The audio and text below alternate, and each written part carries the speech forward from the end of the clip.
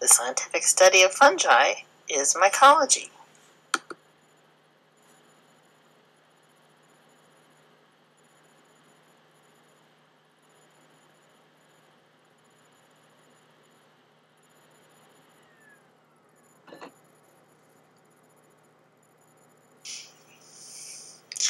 The characteristics of a fungi, or any organism that we're going to classify in the kingdom fungi, they have eukaryotic cell structure, they are non-photosynthetic, they can be both single or unicellular or multicellular, they have both asexual and sexual means of reproduction, there are no organized tissues or body systems or body organs, and they're mostly saprophytes. And a saprophyte is nature's recycler. Those are the organisms that are responsible for a process that we call decomposition.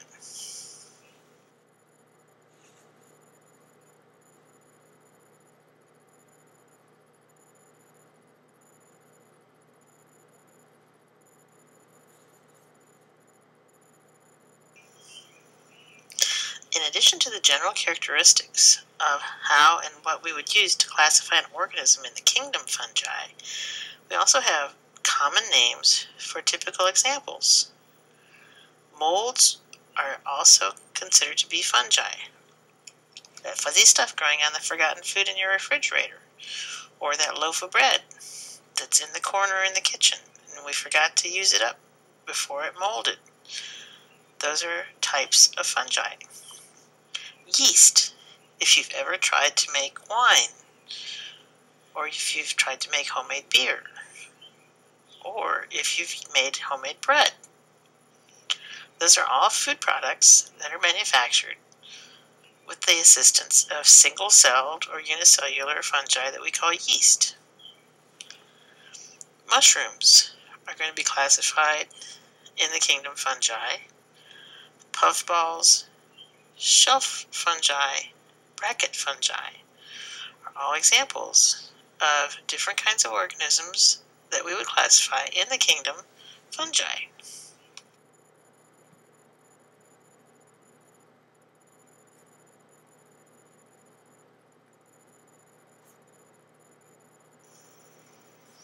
How would we identify the different kinds of fungi, especially the molds and the yeasts? Bracket, puffballs, mushrooms, those all have macroscopic structures that are easily visualized or seen for classification or identification.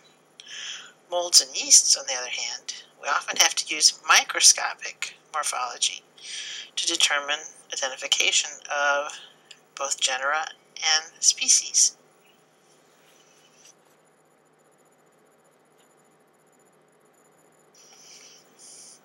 Now, unless you're a scientist that specializes in certain kinds of fungi, we often use color atlases or photos of known organisms to assist us in the identification of various kinds of fungi. You've probably seen identification books that you could take in the woods to determine what kinds of mushrooms or different kinds of fungi you might see out about when you're walking through the woods. Same thing's true if we're looking at molds and yeast. Even though they're microscopic, we frequently have color atlases to which we can refer for the morphologies of the different kinds of molds and yeasts.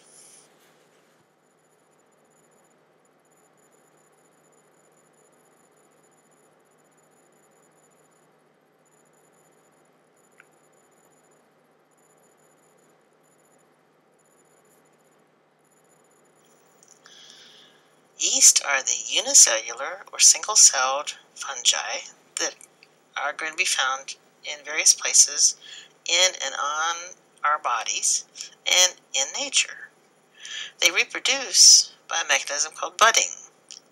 A bud is simply a miniature version of the original cell. We call it a mother cell. And the daughter cell begins with a complete copy of all the chromosomes, a tiny little blip or extension from the surface of the mother cell, and as it grows and enlarges, eventually breaks away, that daughter cell keeps increasing in size until it too forms its own little buds and continues to grow. Usually there's a tiny percentage of our normal flora that would be yeast. They're always there in very low numbers, and typically the population of bacteria in and on our body keep the population of yeast that can inhabit our bodies at a very low number. Take a look. Notice we can actually manipulate yeast very much like when we manipulate bacteria in the laboratory. We can streak them for isolated colonies. We can actually gram stain them and see them through the microscope. Individual yeast cells are a good bit larger than bacterial cells, so they're fairly distinctive when we look at them through the microscope. And in fact, most of the time they don't cause us any problem. Now occasionally, yeast infections do occur, and if we have any kind of fungal infection, we would use the word mycoses. If we're talking about an oral or a fungal infection of the mouth, then we would use the phrase oral mycoses. Now the common name for a fungal infection of the mouth or oral mycoses is thrush. So thrush, oral mycoses, all the same thing.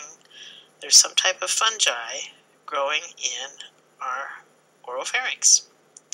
Now, the most common cause of oral mycoses is Candida albicans. As it turns out, Candida albicans can cause infections of virtually any mucous membrane. So not only is it the most common cause of thrush in the oropharynx, Candida albicans is also the most common cause of vaginitis. In fact, on television, you'll see lots of commercials for over-the-counter topical treatments for vaginal infections due to yeast infections.